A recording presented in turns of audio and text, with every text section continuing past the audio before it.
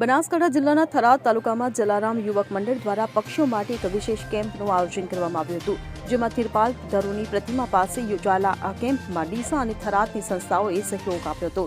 તો ઉનાળાની ગરમીમાં પક્ષીઓને રાહત મળે તે હેતુથી આ કેમ્પનું આયોજન કરવામાં આવ્યું હતું.